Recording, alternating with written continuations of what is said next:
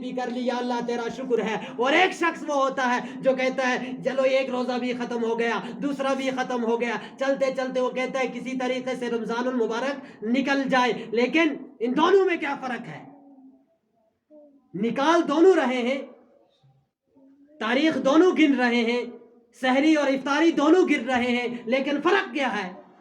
فرق یہ ہے کہ ایک شخص جو یہ کہتا ہے کہ یا اللہ تیرا شکر ہے کہ میری زندگی میں ایک بار پھر سے رمضان المبارک آیا اور اس کا پہلا روزے کی پہلی سحری میں نے کھائی اور اس کی پہلی روزے کی پہلی افطاری بھی میں نے کر لی، یا اللہ تیرا شکر ہے، اب میں دوسرے روزے کے لیے تیار ہوں، دوسرا روزہ بھی رکھوں گا. اب جب دوسرے روزے کے افطار بھی کیا، اب میں تیسرے روزے کے لیے بھی تیار ہوں، میں تیسرا روزہ بھی رکھوں گا. روزہ وہ بھی رکھتا ہے، روزہ یہ بھی رکھتا ہے، تاریخ وہ بھی گنتا ہے، تاریخ یہ بھی گنتا ہے، افطاری وہ بھی کرتا ہے، افطاری یہ بھی کرتا ہے، لیکن فرق کیا ہے؟ اس کو گننے کا ثواب مل رہا ہے اور اسے کچھ حاصل نہیں ہو رہا.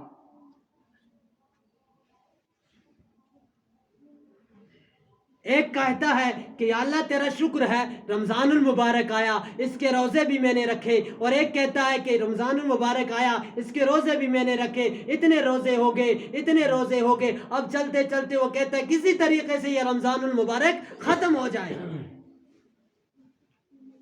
اور اللہ کے نبی صلی اللہ علیہ وسلم نے ارشاد فرمایا کہ اگر میری امت کو یہ پتا چل جائے کہ رمضان المبارک کی کتنی فضیلت ہے تو وہ یہ توقع کرے، یہ تمنا کرے کہ پورا سال ہی رمضان المبارک ہو.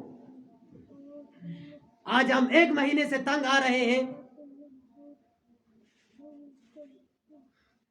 اور شب قدر 1000 مہینوں سے بہتر.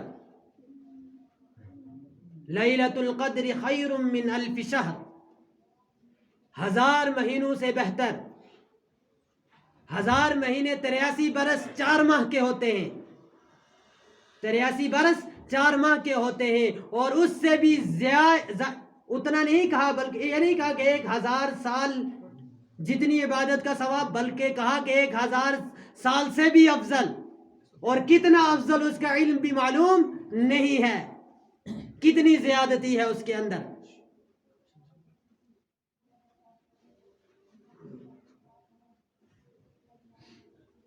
ہم لوگوں نے کیا سمجھ کے رکھا کہ رمضان المبارک آیا، اس کے روزے بھی رکھ لیے، رات کو تراویح بھی پڑھ لی، مولوی صاحب کے کان میں کہہ دیا جلدی پڑھا لے، مولوی صاحب کے کان میں کہہ دیا فلاں دن ایسا کر لے، تو یہ ساری چیزیں ہم نے کر لی. رمضان المبارک کو ہم نے اپنے اوپر سے چلا دیا. پہلے رحمت کا عشرہ بھی ختم ہوا، مغفرت کا عشرہ بھی ختم ہوا، عتق من النار کا عشرہ بھی ختم ہونے جا رہا ہے، چند دن باقی ہیں. اور ہم نے کیا حاصل کیا؟ کیا ہم نے رحمت حاصل کی؟ کیا ہم نے اپنی مغفرت کروائی؟ کیا ہم نے اپنے جہنم سے خلاصی کی دعائیں کی؟ کبھی ذہن میں نہیں آیا. کبھی ذہن میں نہیں آیا کہ رحمت کیا ہوتی ہے، کبھی ذہن میں نہیں آیا کہ مغفرت کیا ہوتی ہے، کبھی ذہن میں نہیں آیا کہ عتق من النار کیا ہوتا ہے. اور جب ایک بندہ عبادت کے اندر مشغول ہوتا ہے شب قدر کے اندر، تو اللہ رب العزت فرشتوں سے فرماتے ہیں کیا مانگ رہا ہے؟ اور فرشتے عرض کرتے ہیں یا اللہ یہ تیری جنت کو طلب کر رہا ہے. اور کس چیز سے نجات مانگ رہا ہے؟ اور یا اللہ یہ تیرے جہنم سے نجات طلب کر رہا ہے. اور فرشتوں گواہ رہو میں نے ان کے اوپر جنت کو واجب کر دیا اور جہنم سے خلاصی کر دی ان کی. کیا ہم ایسی عبادت کی کہ ہمارے اوپر جنت واجب ہوئی؟ کیا ہم نے ایسی عبادت کی کہ ہمیں جہنم سے خلاصی کا سرٹیفکیٹ ملا ہو؟ نہیں ملی. کسی کو، مجھے بھی اور آپ کو بھی، کسی کو اپنی عبادت کے اوپر توقع نہیں ہے، امید نہیں ہے. رمضان المبارک کے روزے اللہ رب العزت نے فرمایا کہ دن کے روزے تم پر فرض کیے ہیں، اور رات کی تراویح، رات کا قیام تراویح کو تمہارے پیچھے ہوتا ہے، اور جو پورے رمضان سویا ہوا ہوتا ہے وہ اگلی صف میں کھڑا ہو جاتا ہے. یار آج شب قدر ہے.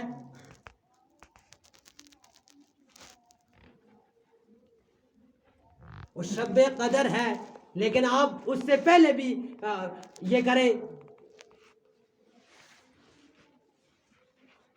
نمازوں کو پابندی کریں. तरावी पढ़े। शादी के अंदर हम 1 घंटा 1.5 घंटा खाने के लिए इंतजार करेंगे, तरावी में 1 घंटा पीछे इमाम साहब के पीछे खड़े होने के लिए हमारी टांगें नहीं जवाब दे रही होती हैं, कांप रही होती हैं। क्या करें मौलवी साहब, खड़ा ही नहीं हो सकता।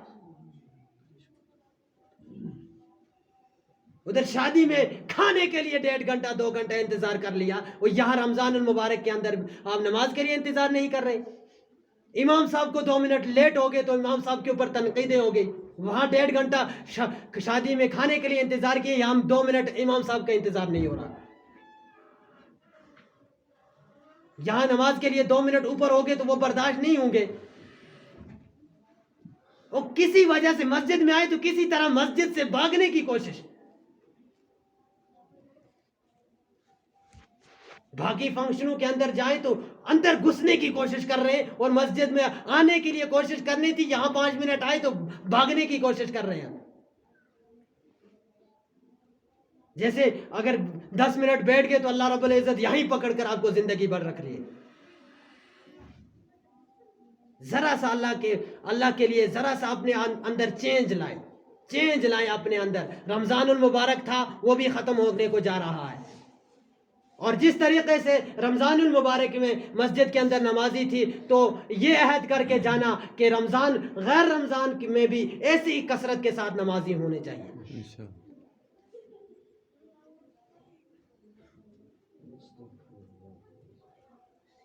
अल्फाज थोड़े से मेरे सख्त ज़रूर होते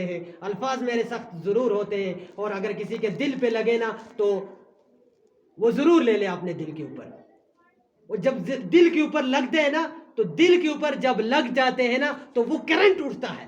वो करंट जब उठता है ना तो फिर वो वहाँ से शोला पैदा होता है, और फिर जब शोला पैदा होता है तो इंसान सोचता है कि ना भाई, किसी इंसान ने इस तरीके से मुझे बात कही थी। मैं तकरीर नहीं करता, मुझे तकरीर नहीं आती, मैं तालिब इल्म हूँ, तकरीर मुझे आती नहीं है, बल्कि मैं आपसे बातें कर रहा हूँ।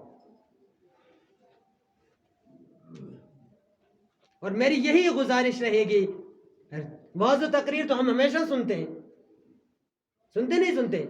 जुम्मा के दिन जाओ तो वाज़ तकरीर सुनते हैं, ईदैन पे जाओ तो वाज़ तकरीर सुनते हैं, कहीं कोई प्रोग्राम हो, जलसा हो तो वाज़ तकरीर सुनते हैं। लेकिन ये रातें, मैंने पहले भी शब पे भी अर्ज किया था, ये रातें इबादत के लिए होती हैं।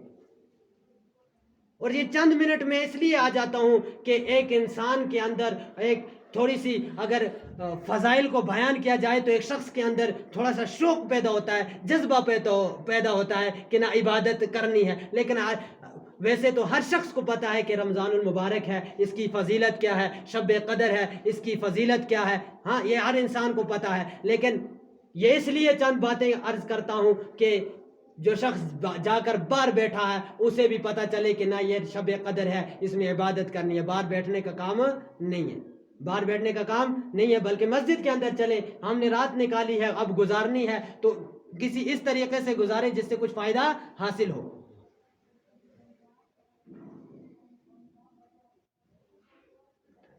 तो अल्लाह रब्बुल इज़्ज़त सुनने से ज़्यादा अमल की तौफीक अता फरमाए। अभी 2 मस्जिदों में और जाना है, तो इसलिए ज़्यादा वक्त नहीं है।